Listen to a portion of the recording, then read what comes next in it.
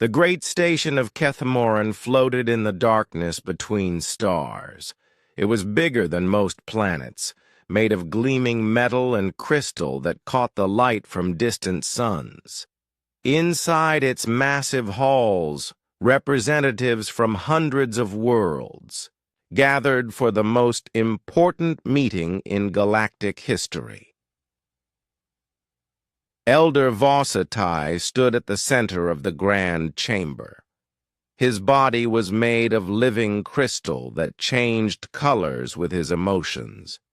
Right now, those crystals glowed a deep red, the Ba color of fear. Around him, aliens of every shape and size filled the circular seats that rose up like a giant bowl.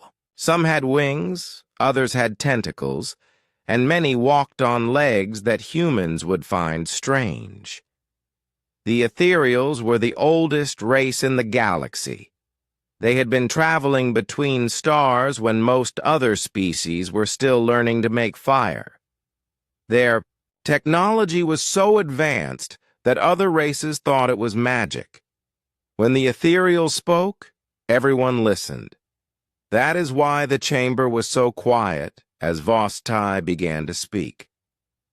"My friends," his voice echoed through the hall without using sound. The ethereals spoke directly into minds. "I bring you a warning that my people have kept secret for millions of years. There is a danger in this galaxy that we have long feared to name." Ambassador Crixnall of the Zephyrian Empire leaned forward in his seat. His blue skin shimmered as he spoke. "Elder, with respect, what could possibly threaten the combined might of our civilizations? We have weapons that can destroy stars.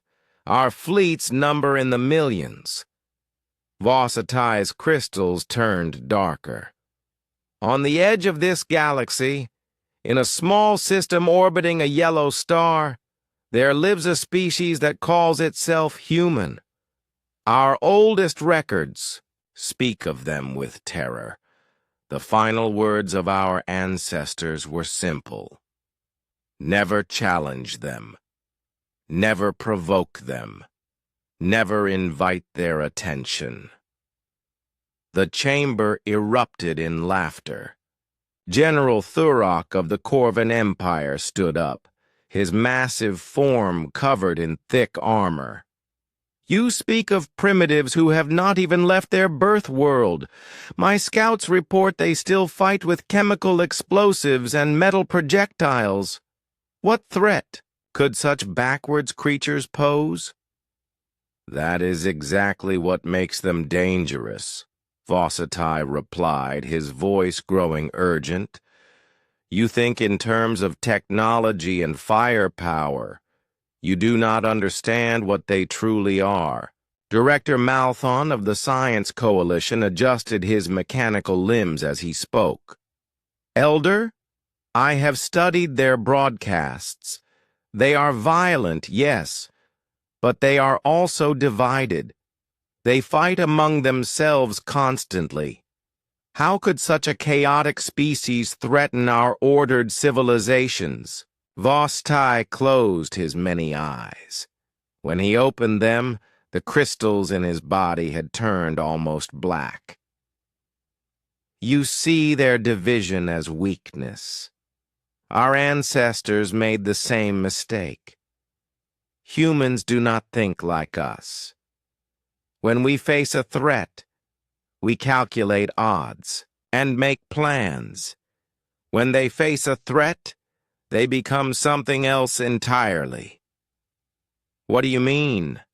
asked Chancellor Yethna of the Peaceful Worlds Alliance. Her voice was soft, like music. "They adapt," Vostai said. "Not over generations like normal evolution. They adapt in moments, in hours, in days.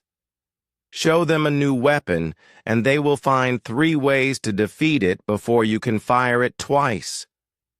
Give them an impossible problem, and they will solve it by breaking every rule you thought could not be broken. Merchant Prince Goltar laughed, his fat body shaking. You speak of them like they are gods. They are just another species of mammals from a backwater world. No. Vostai's mental voice became a whisper that somehow filled the entire chamber. They are something far more dangerous than gods. Gods are predictable. Gods follow rules. Humans make their own rules. Far across the galaxy, on the blue and green world called Earth, Dr. Hyun-Woo Kim worked late in his laboratory. The building was quiet except for the hum of machines and the soft clicking of his keyboard. Outside, the city of Seoul sparkled, with millions of lights. Most people were asleep, but Hyun-Woo could not rest. Tomorrow would change everything. Still here? Asked Bo-Ra Park as she walked into the lab. She carried 2 cups of coffee, the steam rising in the cool air. Could not sleep, Hyun-Woo replied, taking the cup gratefully. Tomorrow we announce that humans can travel to other stars. After tomorrow, nothing will be the same. Bo-Ra sat down beside him and looked at the screen showing their fusion drive design. Are you worried? Not worried, Hyun-Woo said. Excited, maybe a little scared. We are about to take the biggest step in human history. The fusion drive hummed quietly in the corner of the lab. It was smaller than a car, but contained enough power to push a ship faster than anything humans had ever built. They had solved problems that scientists said would take centuries to figure out. They had done it in just 5 years by refusing to accept that something was impossible. My grandfather used to tell me stories, Bo-Ra said, sipping her coffee. He said humans were meant to explore. He said we would never be happy staying in one place. He was right. Hyun-Woo smiled. In 6 months, the first human ship will leave the solar system. We will finally meet our neighbors. Back on Kethmaran, the debate continued. Vosatai had shown them ancient records, files that were older than most civilizations. They spoke of a species that could not be conquered because they would not stay conquered. They told of beings who turned every defeat into a lesson, and every lesson into a weapon. These are just stories, General Thurok declared. Old tales meant to frighten children. I say we test this supposed threat. Send a small force to their world. If they are as dangerous as you claim, they will destroy it. If not, we will know. The truth! No! Vosatai's crystals flared bright red. You do not understand. The records are clear. Humans are not dangerous because they are strong. They are dangerous because they learn. Every time someone has tried to test them to prove they are weak, those challengers have disappeared from history. Disappeared. How? Asked Ambassador Crixnall. We do not know, Vosatai admitted. The records simply end. Entire civilizations that decided to challenge humanity simply stopped existing. No ruins, no survivors, no trace they ever lived. Perhaps they left the galaxy, suggested Chancellor Yethna hopefully. Perhaps, Vostai said, but his tone suggested he did not believe it. Or perhaps they learned too late what our ancestors tried to warn us about. Perhaps they discovered that when you threaten a human, you do not just threaten one being. You threaten something that thinks, plans, and acts as one mind spread across billions of bodies. The chamber fell silent. Some of the representatives looked thoughtful. Others appeared skeptical. A few seemed frightened. General Thurok broke the silence. I do not believe in ghost stories. The Corvan Empire fears no one. He stood and faced the assembly. I propose we send a reconnaissance mission to this human world. A small force to observe and evaluate. If they prove hostile, we can deal with them before they become a real threat. And if the Elder is right? Asked Chancellor Yethna. Thurok's laugh was like thunder. Then we will have done the galaxy a service by learning the truth. Better to face a threat when it is weak than wait for it to grow strong. The vote was close, but Thurok's proposal passed. 27 species voted to investigate humanity. 18 voted against. The rest abstained. As the representatives filed out of the chamber, Vossetai remained behind, staring at the empty seats. He touched a crystal on his chest and spoke to his home world. The young races will not listen. They go to wake the sleeping giant, begin the preparations. If we are fortunate, the humans will be merciful when they come for us. On Earth, Hyun-Woo Kim saved his work and turned off the computers. Tomorrow, humanity would announce they were ready to join the galactic community. They had no idea that.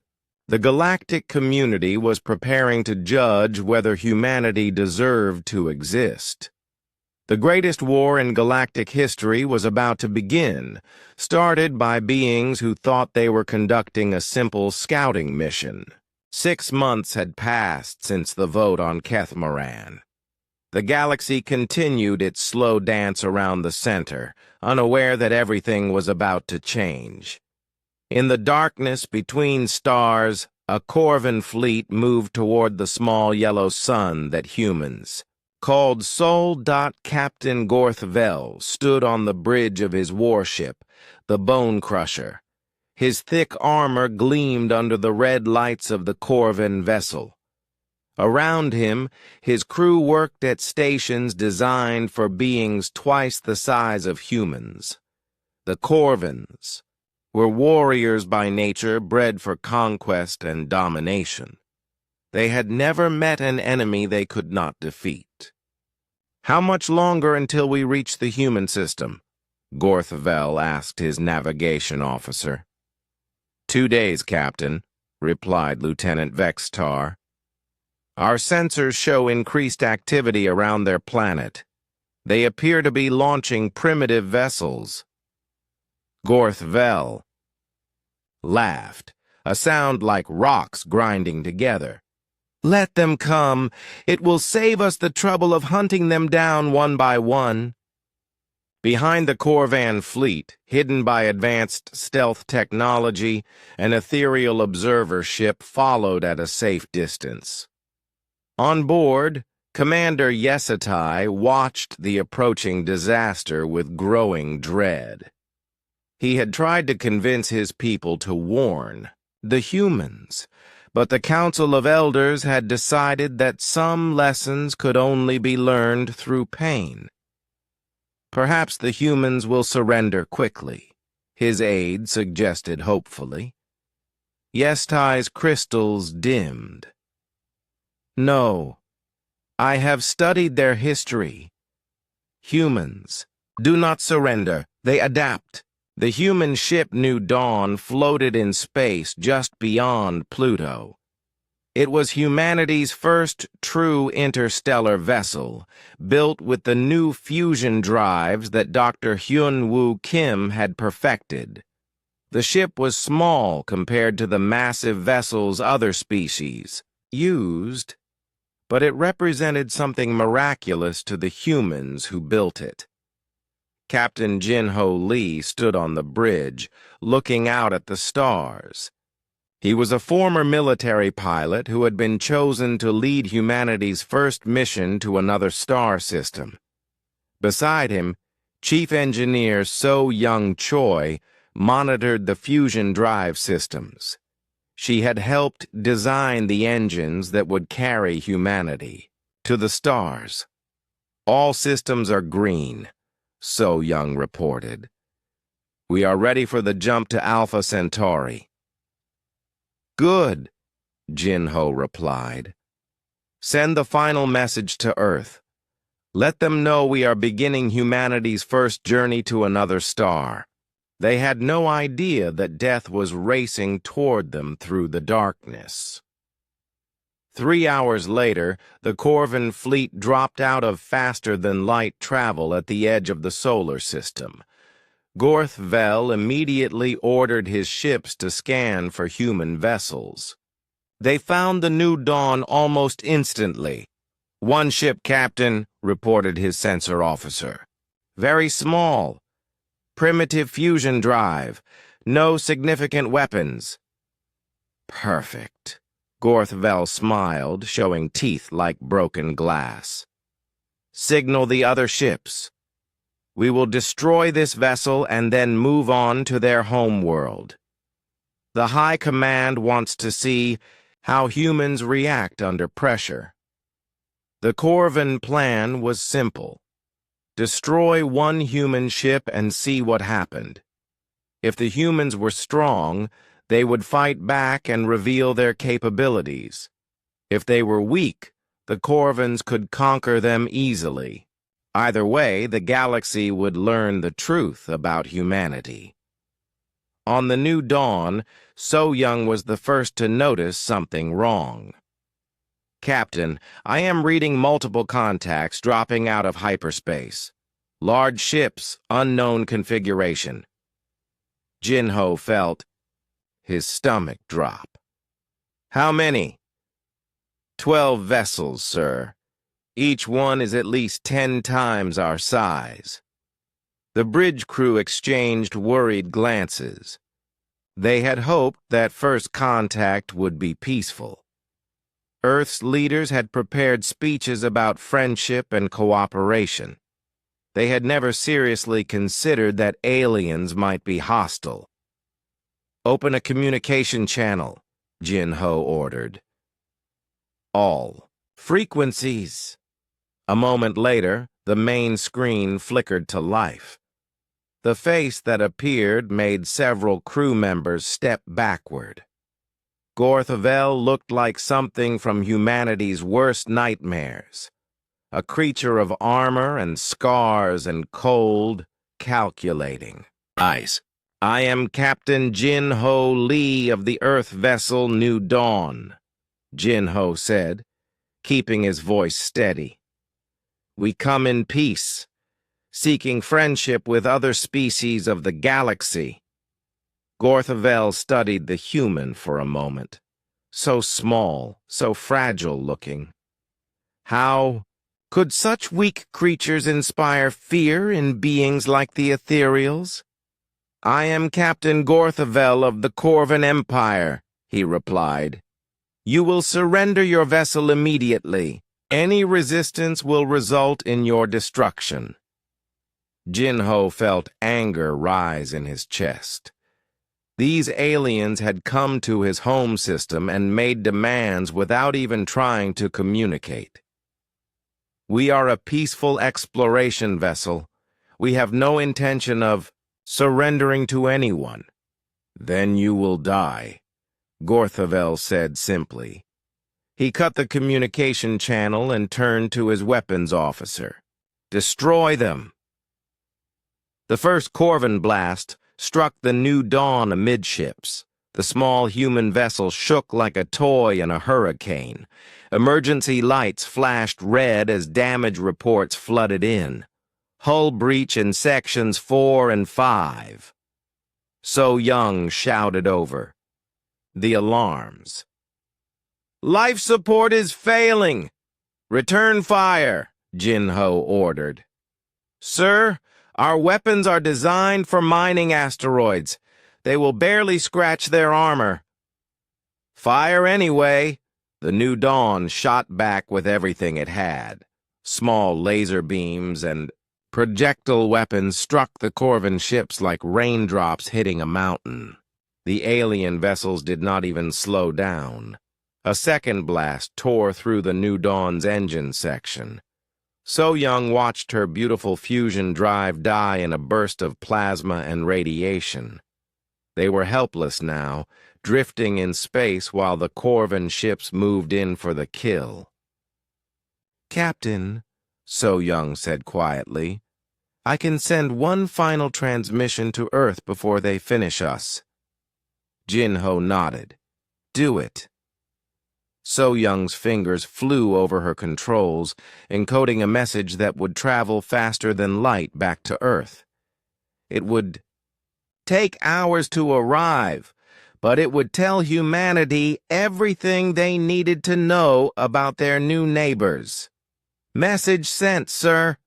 The third Corvan blast broke the New Dawn in half. The human ship died in a flash of light and fire, taking 37 souls with it. In the silence that followed, Gorthvel allowed himself a moment of satisfaction. The first test was complete.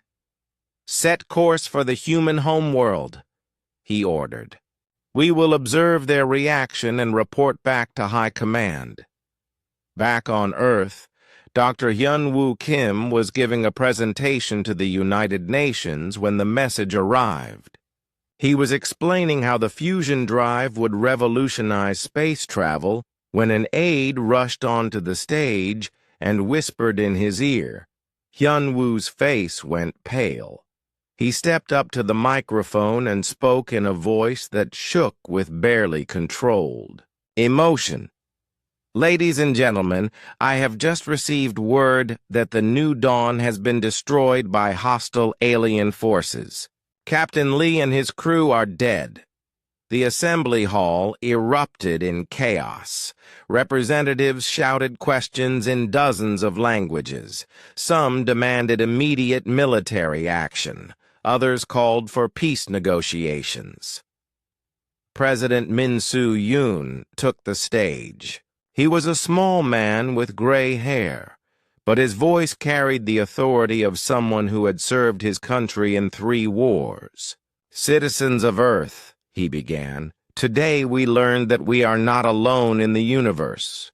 We also learned that some among the stars mistake our desire for peace as weakness. They have made a grave error.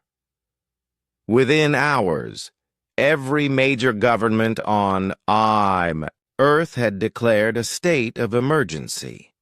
Military leaders who had been planning retirement suddenly found themselves designing humanity's first space navy. Scientists who had been working on peaceful projects were reassigned to weapons research. The message from the New Dawn had included detailed scans of the Corvan ships. Human engineers studied every pixel, looking for weaknesses. They found plenty. The alien vessels were powerful but built for intimidation rather than efficiency. They were slow, predictable, and designed to fight enemies who followed the same. Rules they did. Humans had never been good at following rules. Admiral Dong-Hyun Park was pulled out of retirement to lead the Space Defense Initiative. He had been a submarine commander in his youth, expert at fighting enemies he could not see. Now he applied those same tactics to the vast ocean of space. "They think we are helpless," he told his staff. "Let them keep thinking that. While they watch our home world, we will be building something they do not expect." The first human warships were ugly things, converted cargo vessels and mining ships fitted with weapons designed for destroying asteroids. They had no armor, no shields, no advanced technology. What they had was something the aliens could not understand. Pilots who would rather die than surrender. Gorthvel and his fleet reached Earth's orbit 3 days later. The planet looked peaceful, covered in blue oceans and white clouds. Cities glowed on the night side like scattered jewels. It seemed impossible that such a beautiful world could produce anything dangerous. Scan for defensive installations, Gorthvel ordered. I detect several orbital platforms, his sensor officer reported. They appear to be communications satellites and scientific stations. No weapons. What about their military vessels?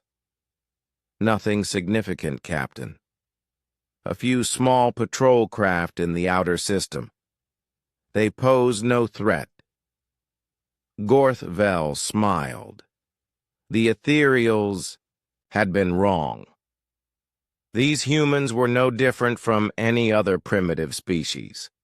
They were weak, divided, and unprepared for real war. He was about to learn how wrong he could be. Earth's defense fleet launched from hidden bases on the dark side of the moon.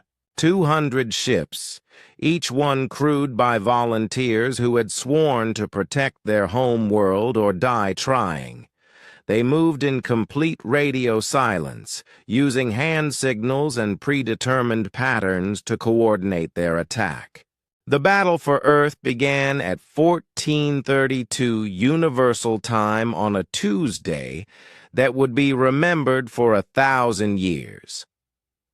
Captain Yejin Han sat in the command chair of the human flagship Retribution, watching the Corvan fleet through her scope. The alien ships floated in Earth's orbit like metal mountains, their weapons pointed down at the blue world below. All ships report ready, said her tactical officer Taeho Lim. His voice was calm, but his hands shook slightly as he worked his controls. Yejin had been a cargo pilot before the war. She had spent years hauling supplies between Earth and the Yi moon, making the boring runs that kept civilization working. Now she commanded humanity's revenge, leading 200 ships crewed by people who had volunteered to die for their world.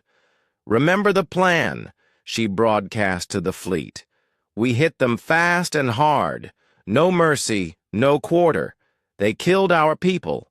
Now we kill theirs. The human ships were strange things to see. Some had been passenger liners, their luxury suites replaced with missile launchers. Others were mining vessels, their cargo bays filled with explosives. A few were military ships, hastily built and barely tested. None of them looked like they belonged in space combat. That was exactly what the humans wanted. On the Corvan flagship, Captain Gorthvel was reviewing the tactical display when his sensor officer spoke up. Captain, I am detecting multiple small craft approaching from the dark side of the moon. How many? Gorthvel asked without much interest. 200 vessels, sir. They appear to be civilian craft. Perhaps an evacuation fleet. Gorthvel laughed. Let them come. When we destroy them in sight of their home world, the humans will understand that resistance is futile. He had no idea that he was about to witness something that would change galactic warfare forever. The human fleet approached in 3 waves. The first wave consisted of the fastest ships, small patrol craft, and modified racing vessels. They came in at maximum speed, their engines burning, bright against the darkness of space. First wave, engage, Yejin commanded. The small human ships opened fire with everything they had. Missiles streaked across space, followed by laser beams and projectile weapons. The attacks were weak by galactic standards, barely scratching the Corvan armor. But they served their purpose. They made the aliens focus on the wrong threat. "Return fire," Gorthvel ordered calmly. "Destroy those gnats." The Corvan ships turned their massive weapons toward the attacking humans. Energy beams that could crack a moon in half reached out to swat the small vessels. Most of the first wave died in seconds, their ships vaporized by alien firepower. But while the Corvans were busy destroying the first wave, they missed the second wave coming from a different direction. These ships were larger, converted freighters and passenger liners. They carried a cargo that no military mind in the galaxy would have considered using. "Second wave, deploy cargo," Yejin ordered. The freighters opened their cargo bays and released thousands of small objects into space. To the Corvan sensors, they looked like debris or perhaps escape pods. The aliens ignored them, focusing on the ships that were shooting at them. That was their second mistake. The objects were not debris. They were mines, each one armed with a nuclear warhead designed for mining asteroids. Humans had been splitting rocks with atomic fire for decades. Now they used the same technology for splitting alien ships. The mines drifted through space like tiny stars, their simple guidance systems steering them toward the Corvan vessels. When the first one hit, Gorthvel thought it was a lucky shot. When 50 more exploded simultaneously against his hull, he realized the humans were more clever than he had thought. "Damage report," he barked. "Hull breaches on decks 5 through 12. His damage control officer replied. "Shields are down to 60%. But the humans were not finished. While the Corvans dealt with the minefield, the third wave arrived. These were the biggest ships in the human fleet, converted cargo haulers and construction vessels. They came in slowly, their massive engines pushing them forward like charging elephants. "What are they doing?" Gorthvel demanded. "Those ships have no weapons." He was right. The third wave carried no missiles, no energy weapons, no shields. What they carried was something far more dangerous, human determination and a complete willingness to die for their cause. "Third wave, ram speed," Yejin commanded from the Retribution. The big ships accelerated toward the Corvan fleet. There, captains pushed their engines beyond all safety limits, burning out generators and overloading reactors. They had one job: get close enough to the alien ships to make their deaths count. The first ramming ship was the Pacific Dream, a former cruise liner commanded by Captain Dongsu Kim. He had been taking passengers on tours of the solar system just months before. Now he aimed his ship at the largest Corvan vessel and pushed his engines to maximum power. "For Earth," he shouted as the Pacific Dream struck the alien ship at a significant fraction of the speed of light. The explosion lit up space like a new sun. Both ships died instantly, their matter converted to energy in a blast that could be seen from Mars. The shockwave damaged 3 other Corvan vessels and sent debris flying in all directions. Gorthvel stared at the tactical display in shock. The humans had just sacrificed an entire ship and crew to damage one of his vessels. No civilized species would do such a thing. It was wasteful, inefficient, and completely insane. It was also terrifyingly effective. "All ships, evasive maneuvers," he ordered. "Do not let them get close." But it was too late. The human ramming ships were already among the Corvan fleet, and their captains had no intention of turning back. One after another, they drove their vessels into the alien ships. Each impact was a miniature supernova, destroying attacker and target alike. Captain Ye-Jin Han watched her fleet die and felt her heart break with each explosion. These were her friends, her colleagues, people she had worked with for years. They were dying because she had asked them to, because their world needed them to make this sacrifice. "Retribution to all ships," she broadcast. "We are winning. Hold the line." The Corvan fleet was in chaos. Half their ships were damaged or destroyed, and the humans kept coming. They fought like nothing the aliens had ever seen, without fear, without hesitation, without any regard for their own survival. "Captain," his communication officer called out, "we are receiving a message from the human flagship." Gorthavel's face appeared on the main screen of the Retribution. His armor was cracked, and green blood ran down his face from a head wound. "You are insane!" he shouted at Ye-Jin. "No species fights like this!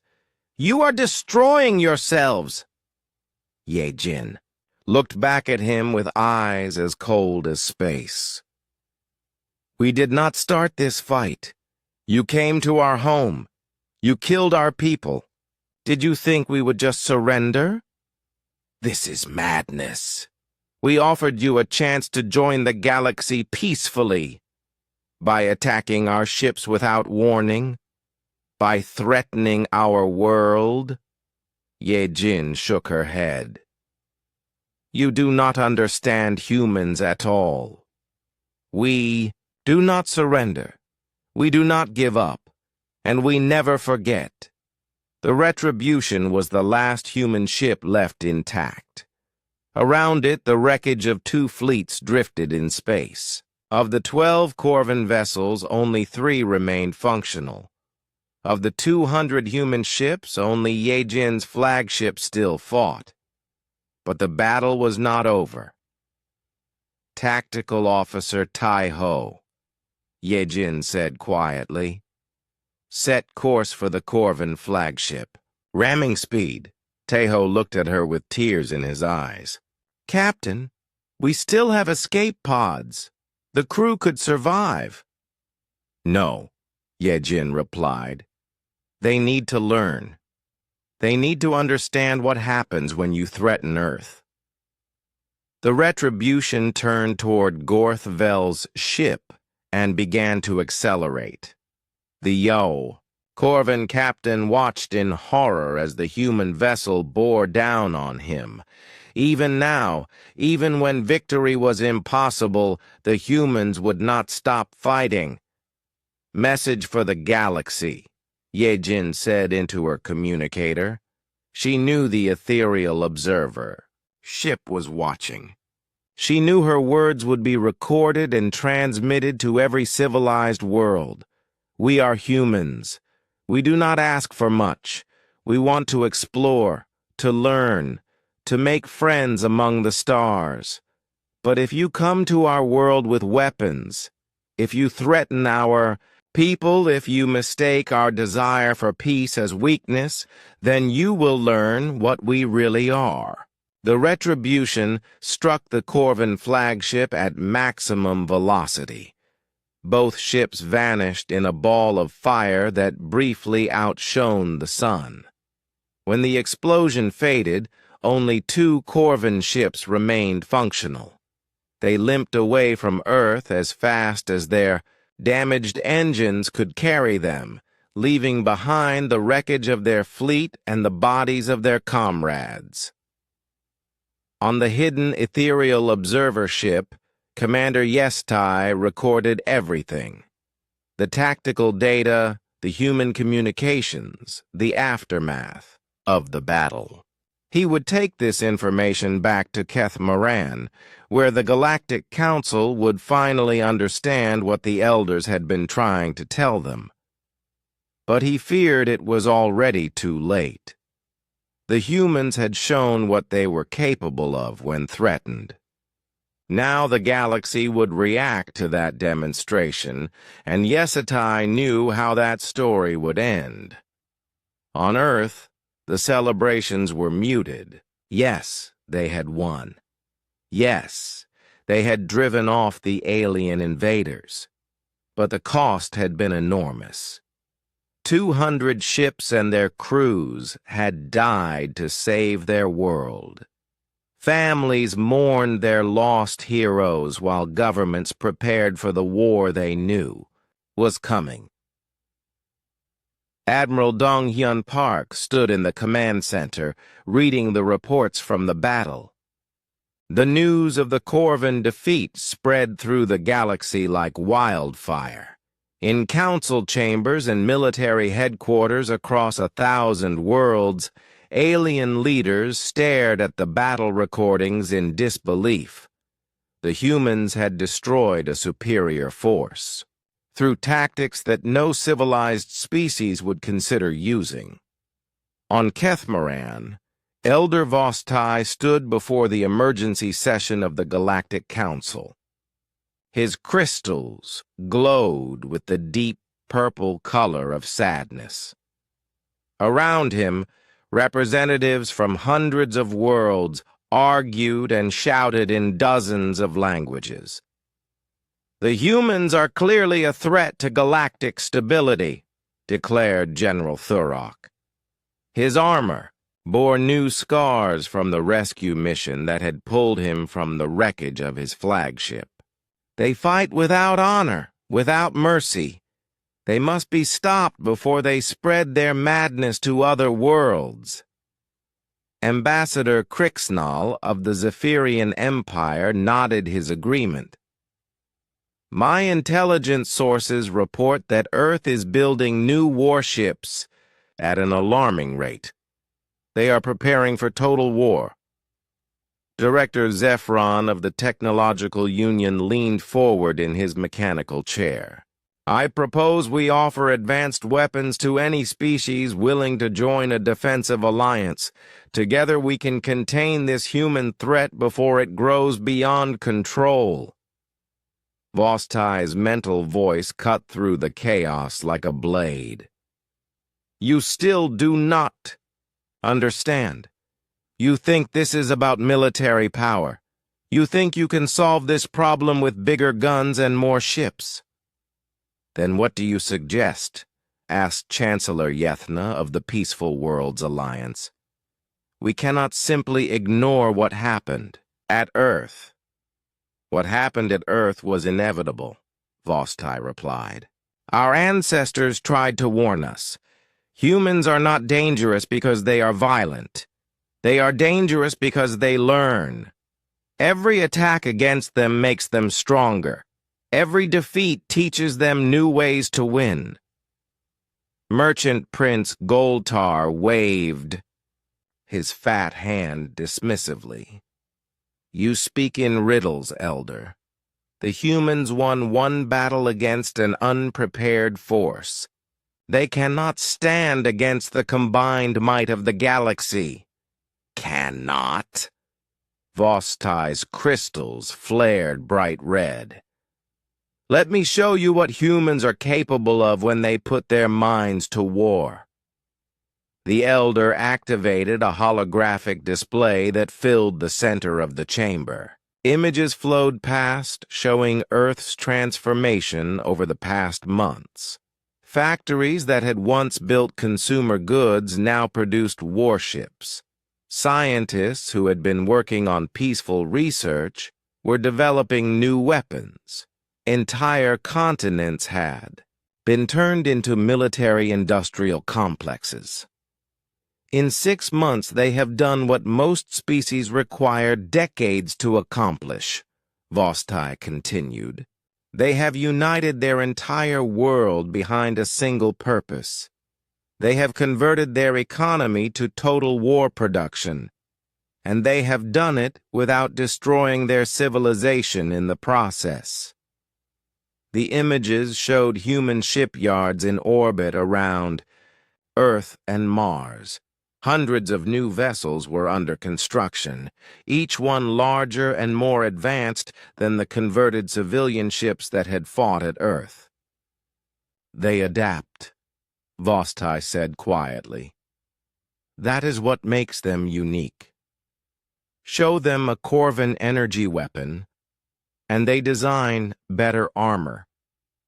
Show them our faster-than-light drives, and they build something more efficient. Challenge them, and they become something you cannot defeat."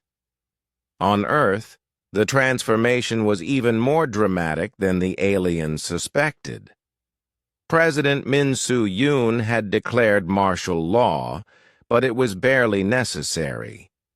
The entire human race had united behind a single goal, preparing for the war they knew was coming.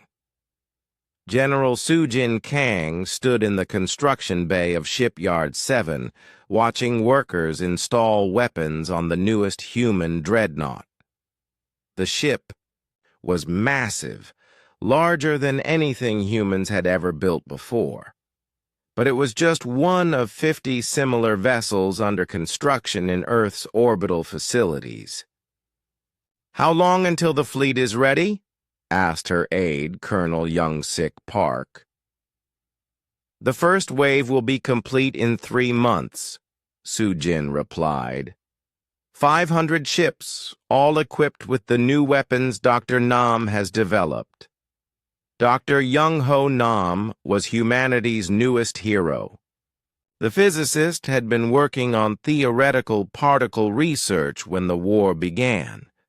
Now he spent his days designing weapons that would make alien nightmares seem pleasant.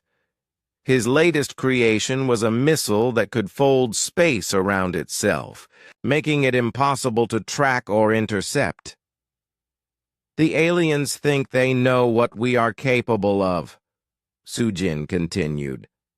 "They have seen our converted civilian ships and our ramming tactics. They think we are brave but primitive. They are about to learn how wrong they can be."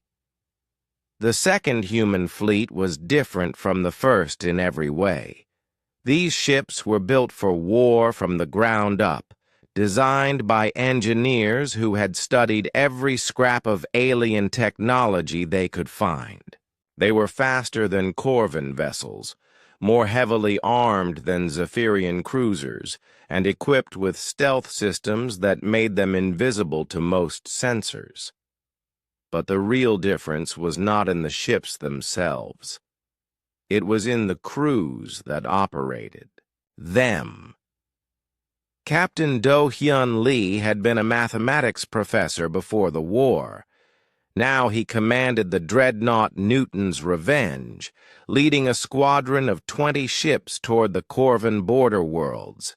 His tactical officer was Min Jung Kim, a former chess champion who could calculate attack patterns faster than most computers. "Target analysis complete," Min Jung reported. 3 Corvin military installations, 2 shipyards, and a command center, all heavily defended. "Defensive strength?" Do-hyun asked. "Each installation is protected by approximately 50 warships. They have early warning systems and planetary shields. They believe they are safe." Do-hyun smiled grimly. "Then let us teach them about human assumptions. All ships, begin the attack." The Battle of Kethvorin began without warning. One moment, the Corvin defenders were conducting routine patrols around their border worlds. The next moment, human ships appeared out of nowhere, their weapons already firing. The new human missiles folded space as they traveled, making them impossible to intercept. They struck Corvin ships before the aliens even knew they were under attack Within minutes, half the defending fleet was destroyed or disabled. "Impossible!" Admiral Tekvar shouted from his command ship. "How did they get past our sensors?" His tactical officer stared at his displays in confusion. "I do not know, sir. They appeared to come from nowhere. Our early warning systems detected nothing. The human stealth technology was based on principles that alien scientists had dismissed as impossible. By bending light and gravitational fields around their ships, they could move completely undetected. It was technology that should have taken centuries to develop, but humans had created it in months by approaching the problem from angles that no alien mind would consider. "Send a distress signal to High Command," Tekvar ordered. "Tell them the humans have new capabilities. Tell them we need reinforcement immediately." But the human attack was not limited to one world. Simultaneously, human fleets struck at 3 different Corvin systems, each attack perfectly coordinated despite being separated by hundreds of light years. The aliens had no idea how the humans were communicating across such distances in real time. The answer was quantum entanglement, another impossible technology that humans had turned into reality. Dr. Hyun-Woo Kim had developed communication, devices that could send messages instantly across any distance. It gave human forces a coordination advantage that alien military doctrine could not counter. Admiral Dong-Hyun Park sat in the command center on Earth, watching the battles unfold on displays that showed every human ship in real time. He could speak directly to any captain, coordinate any maneuver, respond to any threat instantly. "Corvin reinforcements approaching Keth Voren," reported his intelligence officer. 300 ships arriving in approximately 1 hour. "Signal Captain Lee," Dong-Hyun replied. "Execute withdrawal pattern Alpha 7. Let them come to us." The human ships vanished as suddenly as they had appeared, leaving behind burning Corvin installations and confused alien commanders. The reinforcing fleet arrived to find wreckage and empty space. But the humans were not finished. They had studied alien psychology during the months of preparation, learning how different species thought and reacted. They knew the Corvins would respond to these attacks with massive retaliation. They were counting on it. "Phase 2 begins now," Dong-Hyun announced to his staff. "Signal all fleets. Execute Operation Thunderbolt."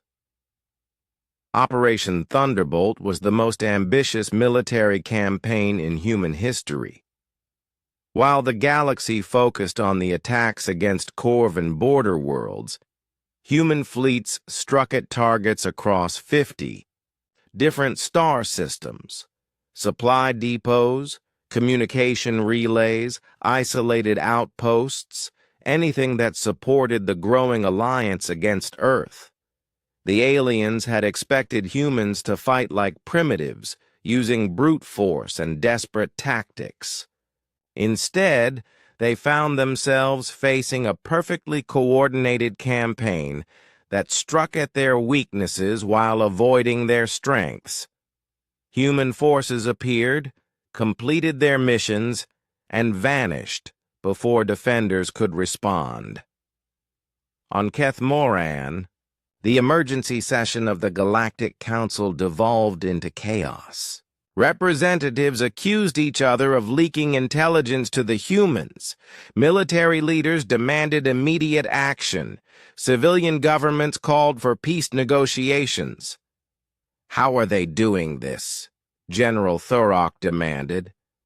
"They should not have the technology for such coordinated attacks."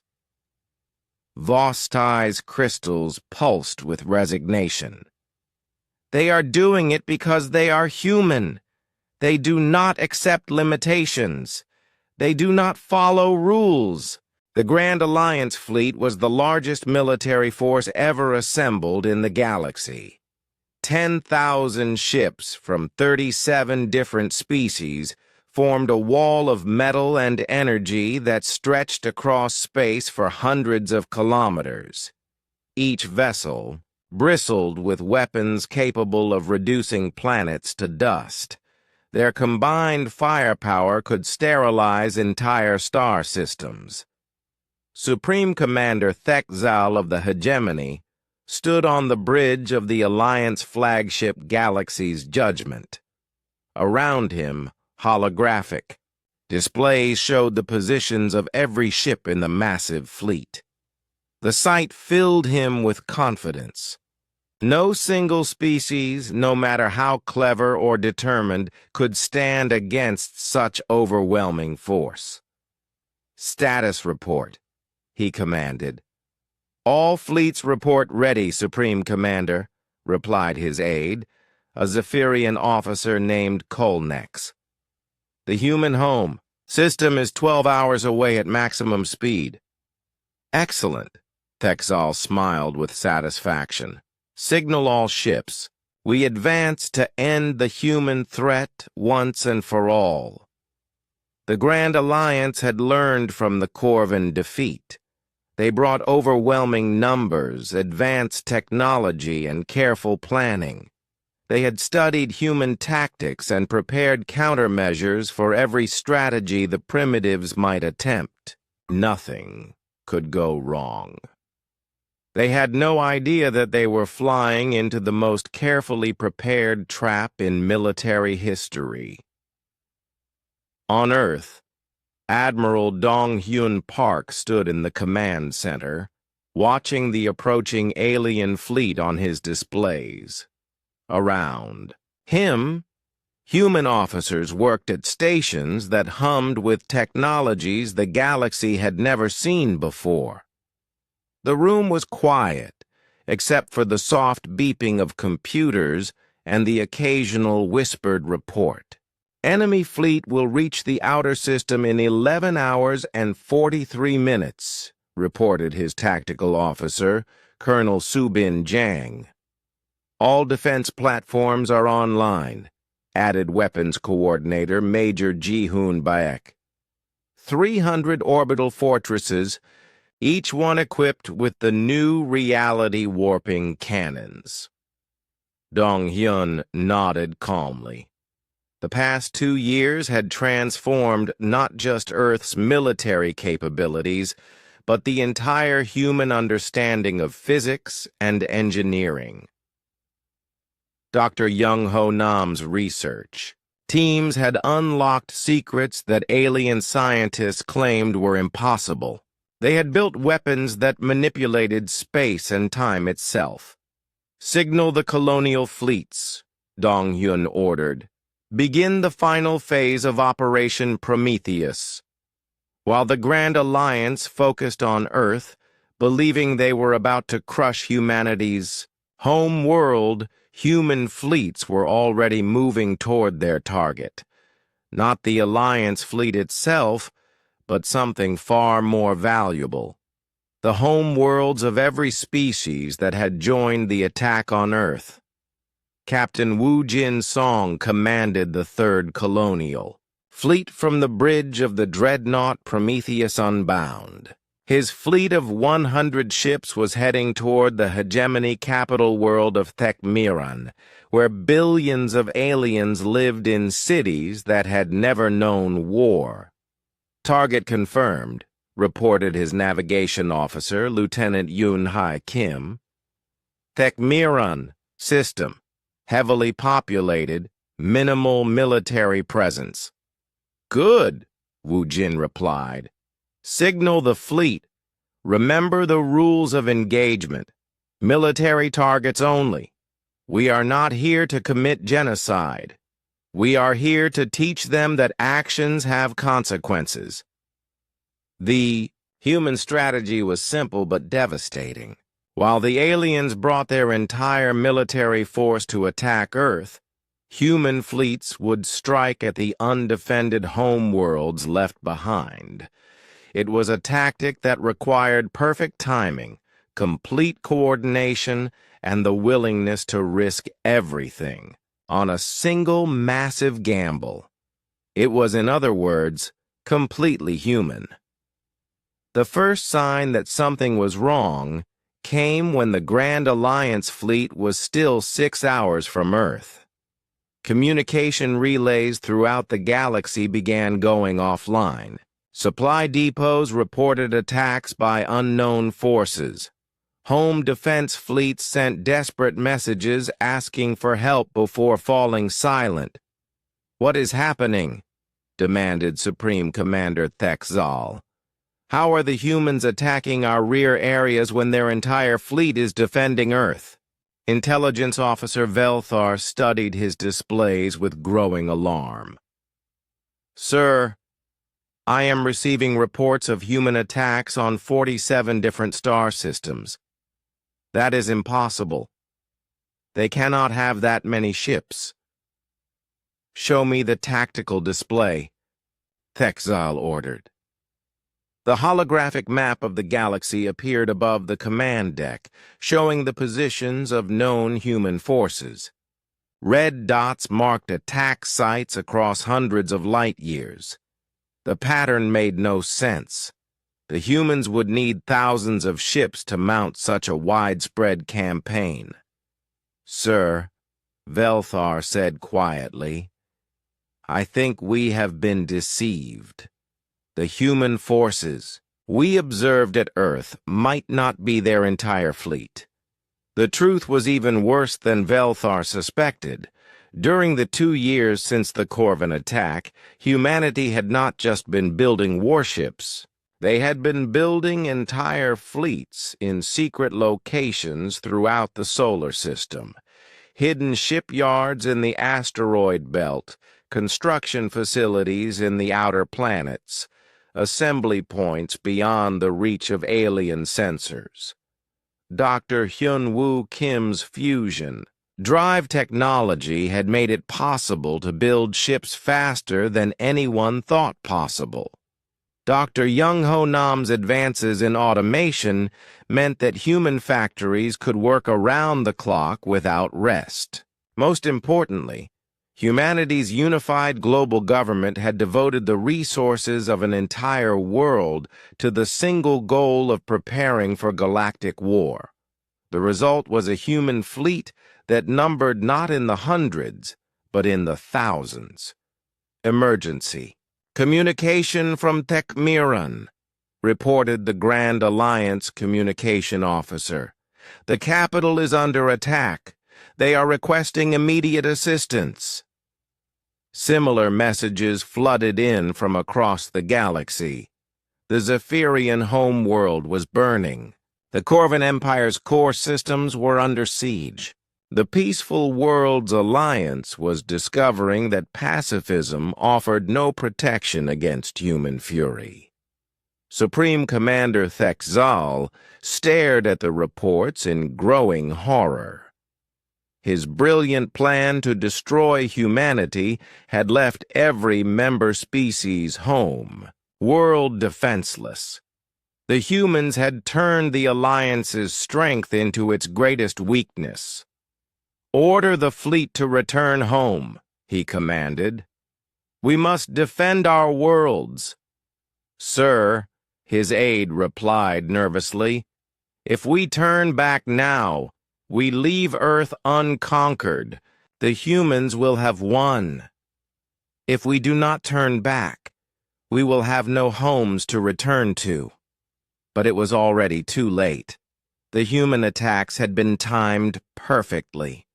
Even if the Grand Alliance fleet turned around immediately, they would not reach their home worlds for days. By then, the damage would be done. On Thekmiran, Captain Woojin Song's fleet emerged from hyperspace in perfect formation. The alien capital world hung before them like a blue-green jewel, its surface covered with glittering cities and orbital stations. "Defensive forces?" Wu Jin asked. "Minimal," reported his tactical officer. 12 patrol ships and a few orbital platforms. They never expected to be attacked here. "Signal the planetary government," Wu Jin ordered. "Inform them that they are hereby under human military authority. Any resistance will be met with force." The response came quickly. "Governor." Yaktel's face appeared on the main screen, his alien features twisted with rage and fear. "You cannot do this," he shouted. "Thekmiran is a civilian world. We have billions of innocent people." "So did Earth," Wu Jin replied calmly. "Your government chose to send 10,000 ships to destroy our home world. Did you think we would not respond in kind? We are not targeting your civilians," he continued. "We are here to dismantle your military infrastructure and establish human control over this system. Your people will not be harmed if they do not resist." The orbital defense platforms opened fire on the human fleet. Their weapons were designed for ceremony rather than war, barely powerful enough to damage a human frigate. The human response was swift and decisive. Energy beams that could cut through planetary crust destroyed the platforms in seconds. "Landing forces, begin deployment," Wu Jin commanded. "Secure all military facilities, communication centers, and government buildings. Rules of engagement remain in effect, minimum necessary force only." Similar scenes played out across the galaxy as human fleets captured or destroyed every major alien installation they could reach. The attacks were precisely coordinated, each one timed to begin exactly when the Grand Alliance fleet was too far from Earth to turn back, but too far from home to provide assistance. Back in the solar system, the alien fleet finally arrived to find Earth's defenses waiting for them. The planet was surrounded by a shell of orbital fortresses, each one bristling with weapons that the galaxy had never seen before. Behind them, Earth's defensive fleet waited in perfect formation. 300 platforms, Supreme Commander Thekzal observed. "Impressive, but not enough to stop 10,000 ships." He had no idea that the platforms were equipped with Dr. Nam's reality-warping cannons, weapons that could fold space to bring distant targets within point-blank range. The first alien ship to enter the outer defensive perimeter simply vanished, its matter scattered across multiple dimensions. "What happened to the Star Crusher?"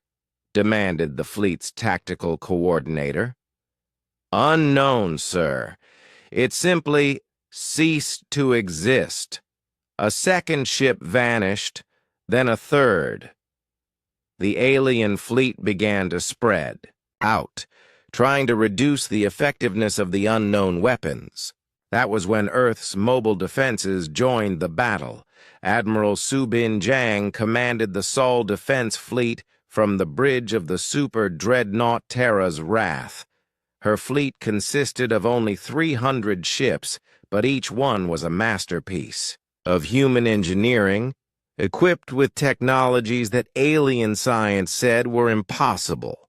3 months after the end of the Galactic War, Captain Wu Jin's song stood before the ruins of the old Galactic Council chamber on Keth Morin. The great station had been damaged during the fighting, its crystal walls cracked and many of its systems offline.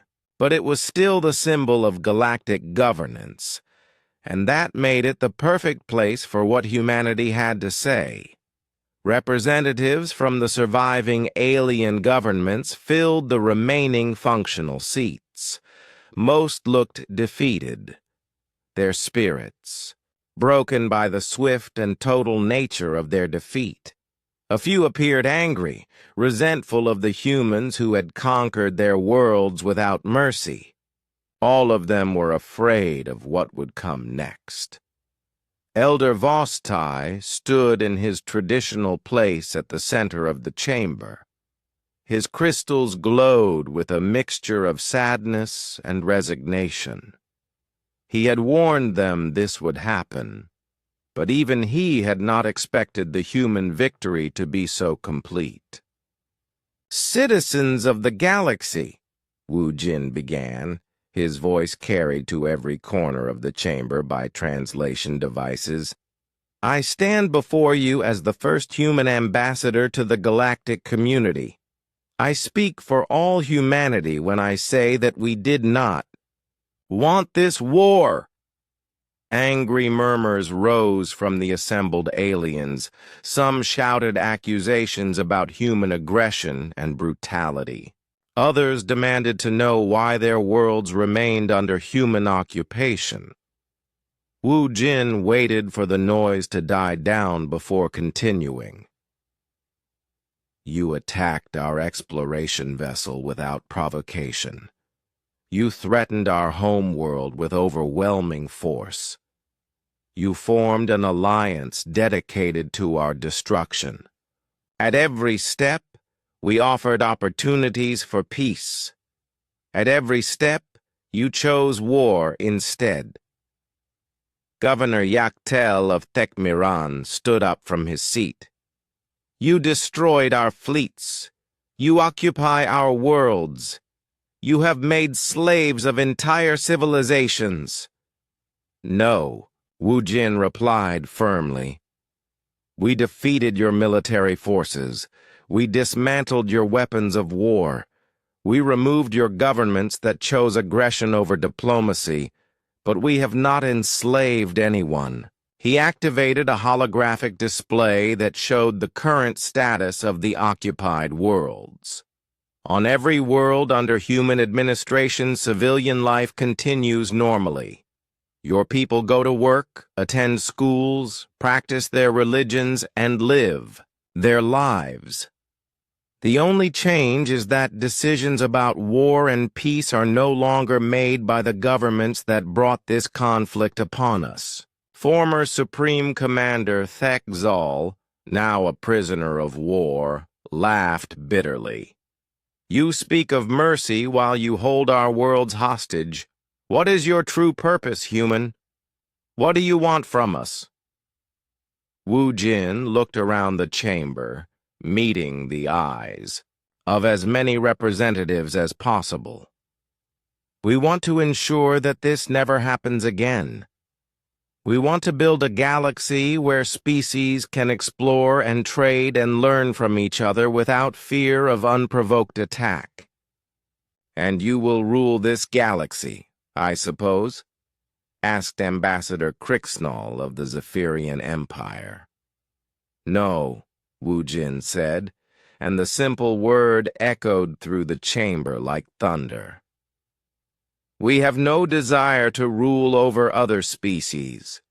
We have our own worlds to build, our own frontiers to explore. But we will not allow any species to threaten innocent people ever again." Elder Vostai spoke for the first time since the session began.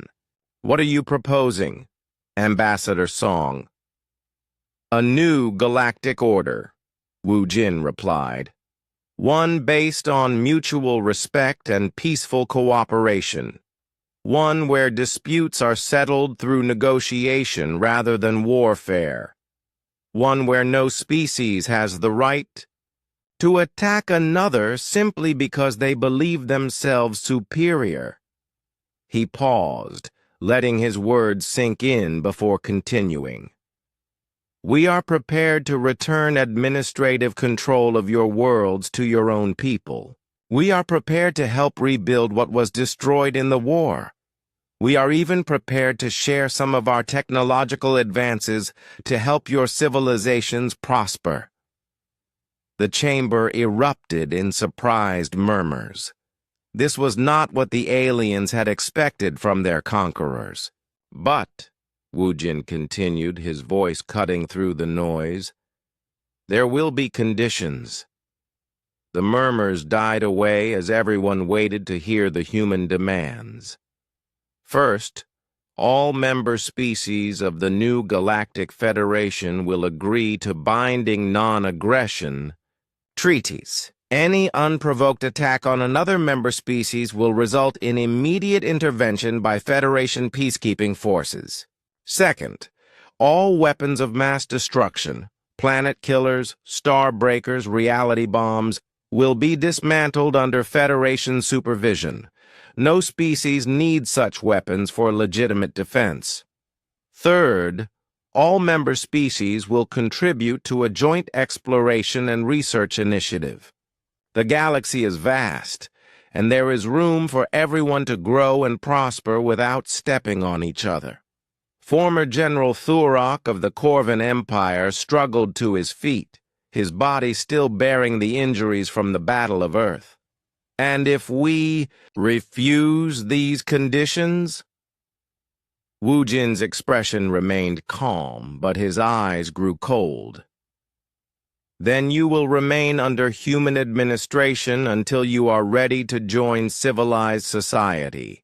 We have the patience to wait as long as necessary." "This is tyranny," shouted several representatives at once. "No," Elder Vostai said quietly, his mental voice somehow carrying over the chaos. "This is justice. We brought this upon ourselves. Through our own arrogance and aggression, the humans offer us a chance to rebuild and grow under their protection. It is more mercy than we deserve." Chancellor Yethna of the Peaceful Worlds Alliance stood up slowly. "Ambassador Song, your proposal has merit. But how do we know that humanity will not become the very thing you seek to prevent? How do we know that human power will not corrupt human hearts?" It was a fair question, and Wu Jin had expected it.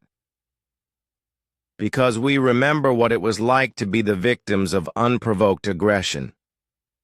Because we know that power without restraint becomes tyranny.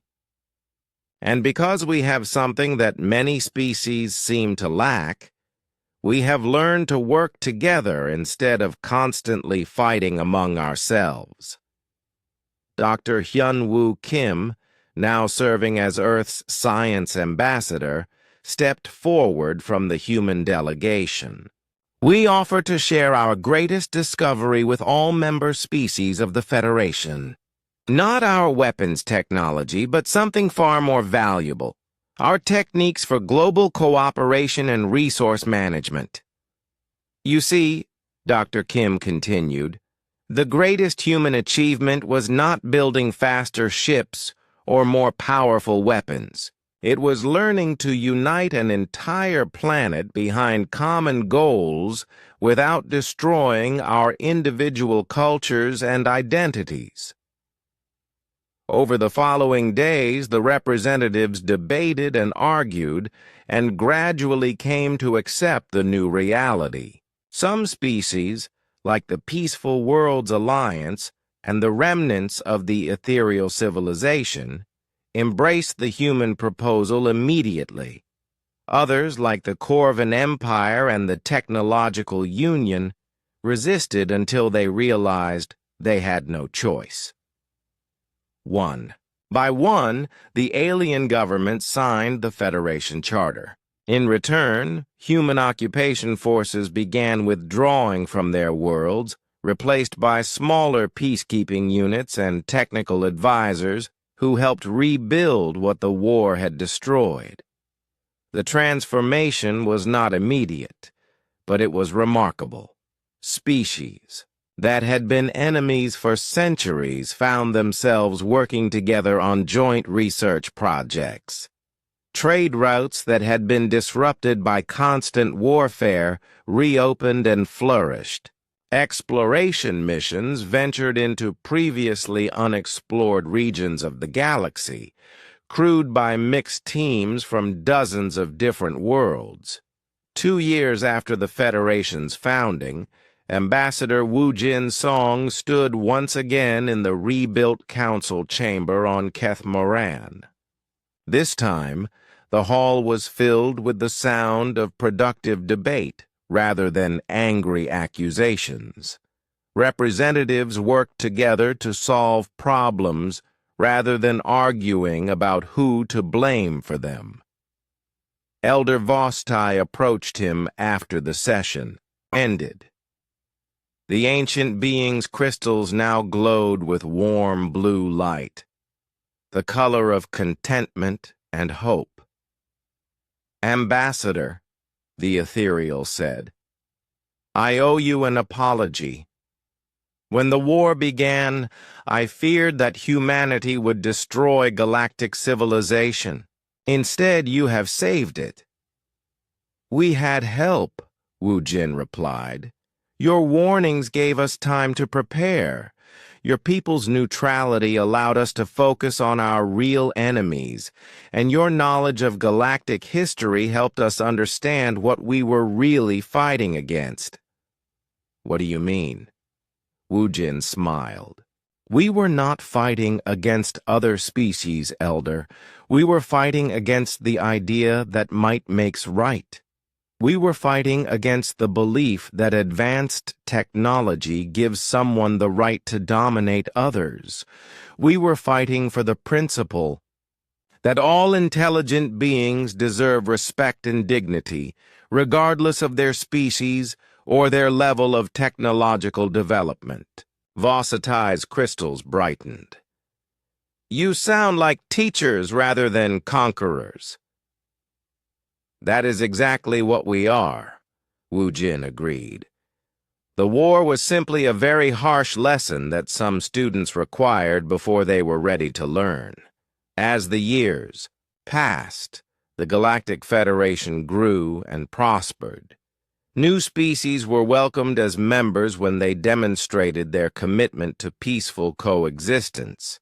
Human technology spread throughout the galaxy, not as tools of domination, but as gifts freely shared. The ancient fear of human contact faded into history, replaced by gratitude for human protection and guidance. Dr. Hyunwoo Kim, now an elderly man, worked in his laboratory on Earth, developing new technologies for peaceful exploration. Outside his window, ships from 100 different worlds came and went from Earth's orbital facilities. The planet that had once been threatened with destruction had become the center of galactic civilization. His granddaughter Yoon Hae Kim entered the lab carrying a report from the latest exploration mission.